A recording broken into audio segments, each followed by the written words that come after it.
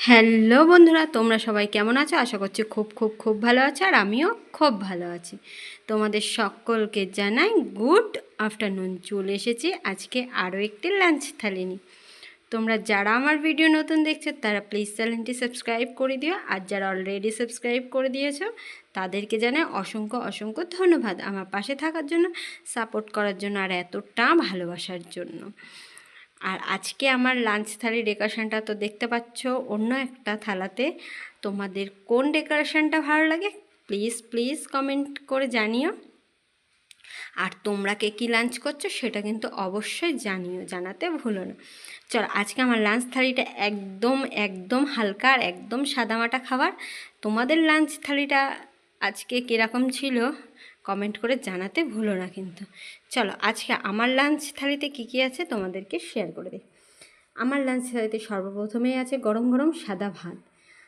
তোমরা যারা আমার ভিডিও ডেলি দেখো তারা তো জানো যে লাঞ্চ থালি মানে আমাদের ভাত ছাড়া চলে না।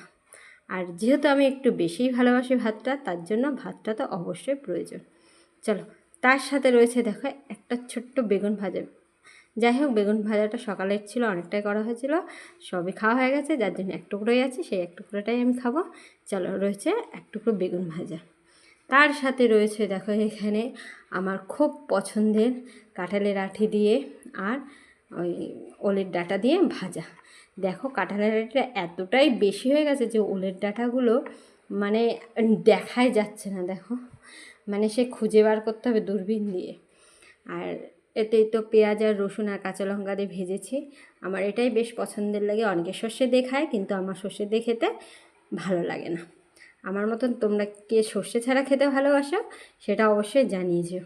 আমি কিন্তু সর্ষে ছাড়াই ভালোবাসি। আর কাঁঠালের বীজ যেহেতু আমার খুব পছন্দের, তার সাথে ওলের ডাঁটাটাও কিন্তু আমার বেশ পছন্দের খাবার। চলো, তার সাথে কি আছে তোমাদের দেখিয়ে নিই। আচ্ছা, তোমরা এই কাঁঠালের বীজ মানে কিভাবে খাও আর কোনটা খেতে ভালোবাসো সেটা কিন্তু আমাকে জানিও। আমার কাঁঠালের বীজ যেভাবেই রান্না করো না কেন আমার কিন্তু বেশ ভালোই লাগে খেতে। তার সাথে রয়েছে দেখো এখানে লাউ দিয়ে আর মাছের মাথা দিয়ে একটা ঘন্ট।